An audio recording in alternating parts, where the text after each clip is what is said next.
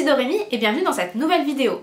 Aujourd'hui, je vous propose une vidéo organisation Disney Cruise Line. C'est parti!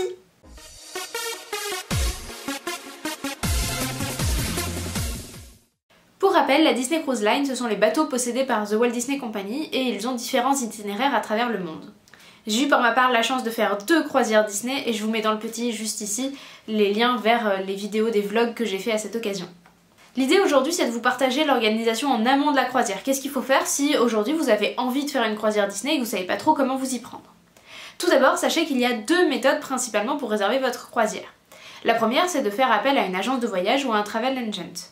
Je vous recommande peu l'agence de voyage, notamment si vous êtes en France, parce que les agences ne sont tout simplement pas au courant, ils ne connaissent pas la Disney Cruise Line, ils n'ont pas spécialement d'offres intéressantes, mais au-delà de ça, ils sont même plutôt mauvais pour l'organisation puisqu'ils ne connaissent pas du tout. En revanche, si vous voulez pas vous en occuper vous-même, il est toujours possible de faire appel à un travel agent, donc c'est un agent qui est spécialisé là-dedans, et il en existe quelques-uns en France, mais surtout au Canada. Tout simplement parce qu'en France, nous n'avons pas de départ de Disney Cruise et nous avons peu d'arrêts du bateau Disney Cruise de manière générale. Cet été, nous aurons 2 arrêts par exemple. Il y en aura un à Cannes et un à La Rochelle et c'est tout. Donc forcément, il y a peu de gens qui sont au courant. En revanche, au Canada, il y a des départs de Vancouver assez nombreux pour l'Alaska et donc c'est assez commun chez eux et ils ont beaucoup de personnes spécialisées là-dedans qui parleront français. Et bah oui, si vous allez demander à quelqu'un aux États-Unis, a priori il parlera anglais et à ce moment-là, autant le faire vous-même. Là, l'intérêt c'est d'avoir un interlocuteur francophone et qui pourra faire quelque chose sur mesure pour vous. Les avantages d'un agent de voyage, ça sera d'une part de ne pas avoir à vous soucier des dates auxquelles il faut réserver les différents éléments. J'y reviendrai dans la suite puisque l'essentiel de ma vidéo sera consacré aux personnes qui veulent organiser elles-mêmes leur voyage. Mais il faut savoir qu'il y a différentes dates à retenir pour réserver différentes choses. Et l'avantage d'avoir un agent qui s'en occupe, c'est que vous n'avez rien à faire, vous n'avez pas à penser à tout ça. Autre avantage, vous n'aurez pas besoin de vous débrouiller en anglais puisqu'a priori vous pouvez trouver un interlocuteur en français. Dernier avantage, parfois vous avez du crédit à bord qui est fourni en plus de la prestation Disney Cruise. Cependant, il y a évidemment des inconvénients. Outre le fait que vous n'aurez pas organisé vous-même et si comme moi vous adorez faire ça, c'est un peu triste et jamais vous allez prendre un agent. Il y a d'autres inconvénients, à savoir peu de flexibilité, c'est-à-dire que si vous changez d'avis, etc., vous voulez voir ce qui existe, c'est plus compliqué, vous pouvez pas vous ajuster au jour le jour en fonction de vos envies. D'autre part, il n'y a en général pas de tarif intéressant, c'est-à-dire qu'outre le crédit à bord, la prestation va vous coûter plus cher parce qu'il faut bien que la personne se rémunère, et donc le crédit à bord ne fait que compenser cette différence de prix, en réalité vous ne gagnerez a priori pas d'argent, et voire ça vous coûtera un petit peu plus cher. Si vous voulez organiser vous-même votre croisière, il va falloir passer par le site de la Disney Cruise Line. Il y a d'autres sites qui vendent les croisières, mais ce sont des sites tiers, et donc vous retomberez sur un certain nombre d'inconvénients qu'on avait donné plus tôt, c'est-à-dire que vous n'aurez pas accès à vos réservations facilement, etc., etc. Donc moi je vous recommande vraiment de passer par le site de la Disney Cruise, il y a parfois des promotions. Les avantages d'organiser tout seul, c'est d'avoir vraiment la main sur tout. Vous allez pouvoir choisir chacun des petits détails, etc. sans vous en remettre à quelqu'un et ce sera vraiment à votre image. C'est plus facile donc de changer d'avis et d'avoir les différentes informations. En revanche, dans les inconvénients majeurs, il y a qu'il faut se débrouiller en anglais. En effet, le site comme l'application sont exclusivement en anglais. Tout est en anglais, donc si vous ne comprenez pas l'anglais écrit, ça va être très compliqué. Ou alors il faut que vous le traduisiez une bonne fois pour toutes. Je sais qu'il y a des outils, notamment sur ordinateur, pour traduire les pages web, mais ça reste, voilà, faut avoir conscience que ça limite un petit peu. Mais surtout, vous pouvez être amené à appeler directement la Disney Cruise. Moi, sur mes 2 croisières, ça m'est arrivé, j'ai eu besoin de les appeler. Et donc là, ça se fait forcément en anglais, à l'oral. C'est pas évident pour tout le monde, et donc faut avoir conscience que si vous faites ça, potentiellement vous allez vous retrouver au téléphone en anglais. Alors sachez qu'ils ont aussi des interprètes français, j'ai pas essayé d'en avoir un, mais j'ai connaissance de gens qui en ont eu besoin. Ça vous nécessitera un temps d'attente potentiellement beaucoup plus long si y a d'autres gens qui en ont besoin, parce qu'ils en ont pas 36, des traducteurs, mais ils en ont. Donc si vous avez vraiment très envie de l'organiser, que vous êtes motivé et que c'est que l'anglais qui vous fait peur, voilà, sachez qu'il y a des possibilités ou de demander à quelqu'un d'appeler avec vous, etc. C'est pas rédhibitoire, mais sachez que ça peut arriver. Le point d'après, ça va être de choisir son itinéraire. Alors, outre le lieu que vous voulez explorer, évidemment, il y a différents critères à prendre en compte. Déjà, il va falloir accéder au port. Donc pour ça, il va falloir prendre des transports.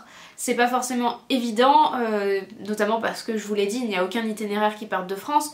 Alors il y en a qui partent d'Espagne, d'Italie, d'Europe du Nord, notamment il y en a beaucoup qui partent de Southampton qui est en Angleterre, pas très loin de Londres, mais n'empêche qu'il faut y aller. Donc il faut aller d'abord jusqu'à Londres, puis jusqu'à Southampton, donc en général c'est soit en train soit en bus. Ça fait une organisation. Et déjà pour arriver à Londres il vous faudra soit l'avion soit le train. C'est un budget d'une part mais aussi une organisation. Il faut considérer aussi le prix du logement. Et oui, selon d'où vous partez, vous aurez probablement une nuit au moins à prendre avant la croisière. Je vous recommande très fortement de ne pas arriver le jour même de la croisière. C'est faisable, mais il y a trop de risques. Vraiment, vraiment, prenez un jour avant, c'est pas grave, ça vous coûtera peut-être un tout petit peu plus cher parce que y a la nuit d'hôtel à ajouter. Mais à moins que vous soyez vraiment pas loin avant, typiquement si vous êtes à Londres avant, oui, vous pouvez aller directement de Londres à Southampton, mais vous aurez payé une nuit à Londres.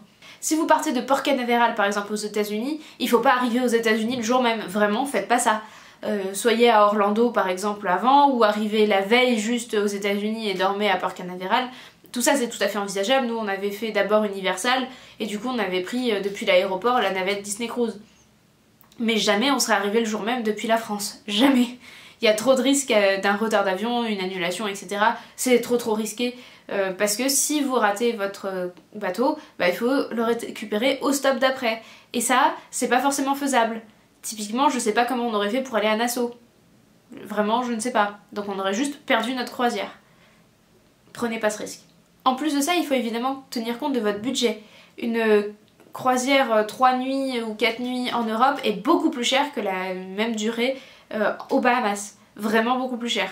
Ça tient à plusieurs choses, dont en grande partie les taxes qu'il va y avoir dans les différents ports, le coût de ravitaillement en nourriture, etc. Et donc on se rend compte qu'une croisière en Europe est beaucoup plus chère ramenée à la journée/nuit qu'une croisière aux États-Unis. Cependant, quand on est en Europe, le billet d'avion il coûte relativement cher. Donc si on part d'Espagne par exemple, on peut y aller potentiellement en train selon où on habite, et là d'un coup les billets sont beaucoup moins chers. Donc il faut aussi faire ce calcul là que potentiellement, certes la croisière en elle-même va vous coûter plus cher, mais avec moins de frais annexes, et donc potentiellement vous y gagnez aussi.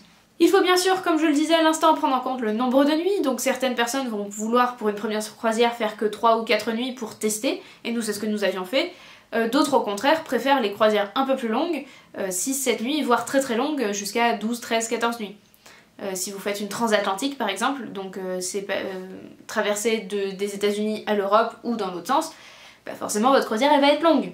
Enfin, il faut tenir compte des thématiques. En effet, aux alentours de Noël, il y a des croisières de Noël, et aux alentours de Halloween, des croisières d'Halloween, mais aussi toute l'année des croisières thématiques autour de Pixar ou Marvel par exemple. Donc selon si cela vous intéresse ou non, il faut choisir la croisière en conséquence. Sur un même itinéraire, vous pouvez avoir ou non la croisière d'Halloween. Et évidemment, celle d'Halloween sera un petit peu plus chère, donc si ça ne vous intéresse pas du tout le fait d'avoir Halloween, essayez de trouver une autre date où il n'y aura pas Halloween qui vous coûtera potentiellement moins cher. Quand réserver sa Disney Cruise? Je vous l'ai dit un petit peu plus tôt dans la vidéo, il y a plusieurs manières de faire. La première c'est, vous savez déjà que vous voulez faire une croisière, vers quel endroit, et vous savez donc très en amont que vous voulez la faire. On a une date de disponibilité des itinéraires et de disponibilité des réservations. Donc à chaque fois on sait qu'à telle date on va avoir les itinéraires pour jusqu'à fin novembre 2025 par exemple. Je dis n'importe quoi.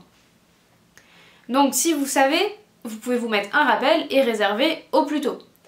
Autre possibilité, vous venez de découvrir la Disney Cruise Line et vous voulez partir cet été parce que ça vous correspond.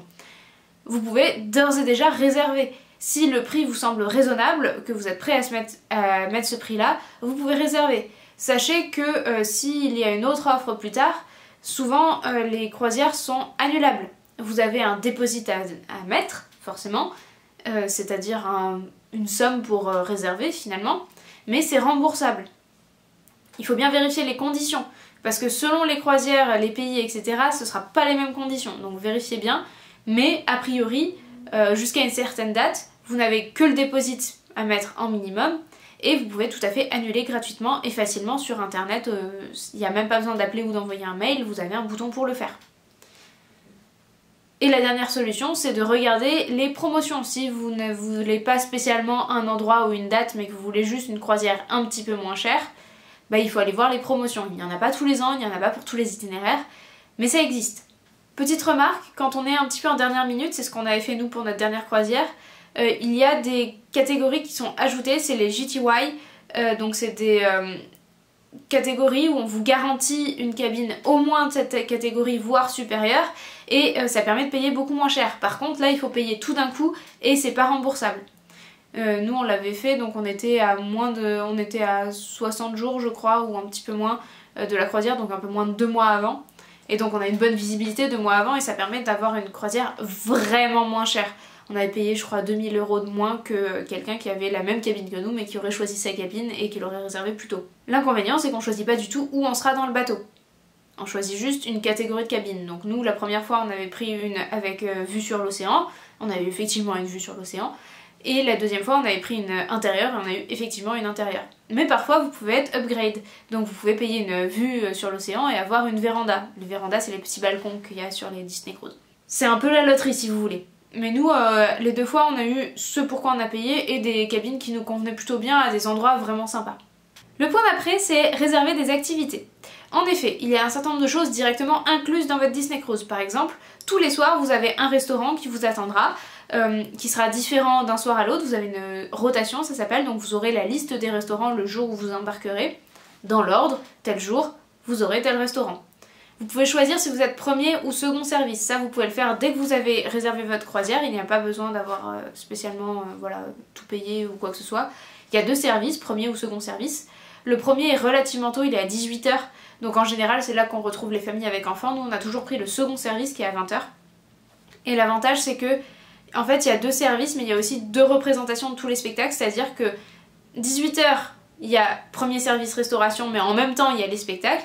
Et à 20 h, deuxième service restauration, mais il y a aussi les spectacles qui sont rejoués pour les personnes tout simplement qui étaient en train de manger pendant les premières représentations des spectacles. Ça, vous n'avez pas besoin de le réserver.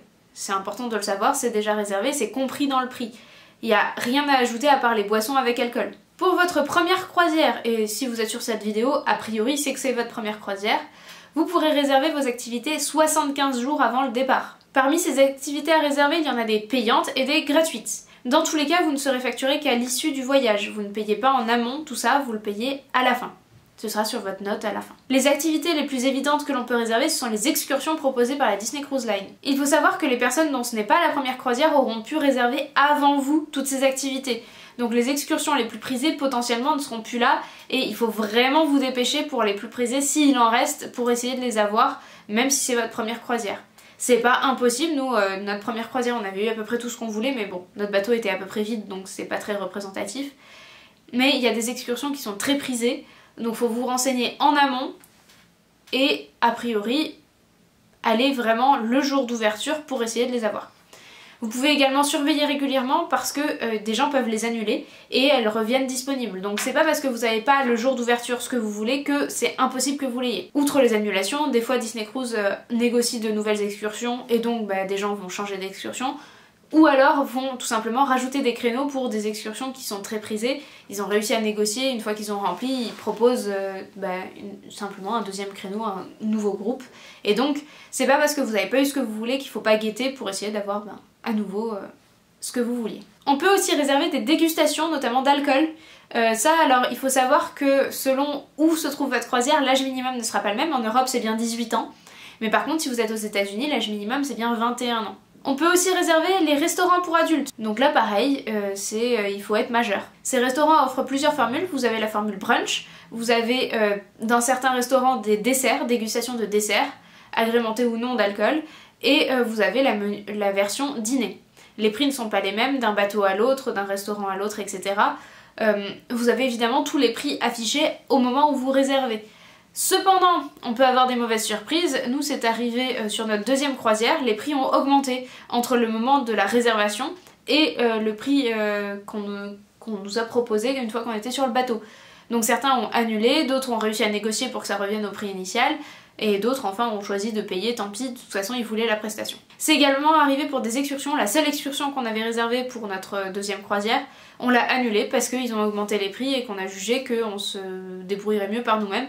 Effectivement, ça nous a coûté beaucoup moins cher par nous-mêmes. Autre prestation payante, il y a le spa et les massages. Donc pareil, c'est que pour les personnes majeures. Et il y a aussi le package photo. Alors le package photo, c'est pas la peine de vous précipiter à l'ouverture, il n'y a pas de limite de nombre de packages photo que l'on peut prendre durant la croisière. C'est-à-dire que si tout le monde veut un package photo, bah tout le monde aura son package photo, c'est pas un problème. En revanche, ce qu'il faut savoir, c'est que le package photo est extrêmement cher, mais que les photos sont vraiment qualitatives. Nous, c'est le truc cher qu'on s'est payé sur nos 2 croisières. Vraiment, on n'a aucun regret, les photos sont sublimes, ça fait qu'on va voir les photographes beaucoup plus, y compris quand ils ont des fonds et pas seulement des personnages, ça permet de faire des poses sympas, d'être un peu créatif, mais aussi de créer du lien. Et ça vraiment, c'est les souvenirs qui restent en fait, les photos. Donc nous on a décidé de mettre le paquet là-dessus et tant pis, voilà, ça nous a coûté cher. Les excursions, j'estime que je suis tout à fait capable de les organiser, et effectivement à chaque fois ça s'est très bien passé, ce que j'avais organisé par nous-mêmes, on n'a eu aucun souci. Par contre les photos, vraiment ça c'est quelque chose que se faire prendre en photo par un photographe professionnel tous les jours devant différents fonds avec différents personnages, etc. Ça a pas... Enfin, j'allais dire ça a pas de prix, si ça a un prix qui est vraiment très cher, mais ça vaut le coup. Ça fait partie des souvenirs qui pour nous, ça fait partie des souvenirs qui pour nous valent vraiment le coup. On a été très sages en boutique, à contrario, mais vraiment les photos c'est ce qui reste et ce qui fait que ouais, on se souvient de ce séjour magique pour lequel on a quand même déboursé pas mal d'argent. Ça n'empêche pas que j'ai fait des photos moi, que j'ai vlogué, mais pour avoir des jolies photos de nous deux, c'est pas du tout évident quand on est seul, donc le photographe c'est vraiment un plus. Il y a également des choses gratuites que l'on peut réserver, il y a notamment le golf en VR qu'on peut réserver par exemple. Pareil, les créneaux partent très vite, mais ils peuvent revenir au gré des gens qui réussissent à avoir une excursion finalement ce jour-là, qui fait que c'est plus compatible, etc., etc. Et enfin, le dernier élément qui est très prisé lui aussi et qui nécessite une réservation, c'est les photos avec les princesses. On a une rencontre avec les princesses qui est organisée, moi je l'avais faite, et du coup j'avais enchaîné 3 ou 4 princesses, vraiment enchaînées. Et du coup vous faites extrêmement peu de queue puisque c'est un créneau réservé, vous avez 1 heure pour venir, et donc vous vous mettez dans la queue, mais il y a, moi j'ai attendu je crois 10 minutes et j'ai eu 3 princesses. Pour cette rencontre avec les princesses, il y a les photographes, donc vous pourrez soit avoir les photos dans votre photo package, soit et après les récupérer, puisque même si vous n'avez pas pris le photo package en amont, vous pouvez sur place acheter une ou plusieurs photos, ou un livre photo par exemple, qui est après expédié chez vous. Tout ça c'est possible, juste le photo package il est aussi disponible sur le bateau, mais il y a une vraie réduction quand on le prend en amont. Et on peut toujours l'annuler. Il faut savoir que si vous l'annulez, vous ne serez pas débité. Et je crois qu'on peut même l'annuler pendant la croisière. Alors ça j'ai pas essayé, mais il paraît qu'on peut l'annuler même pendant la croisière si on se rend compte que finalement on prend pas de photos. Le dernier point qui se fait comme la réservation des activités, soit sur le site internet, soit sur l'application qui au demeurant est extrêmement bien faite et que je vous recommande.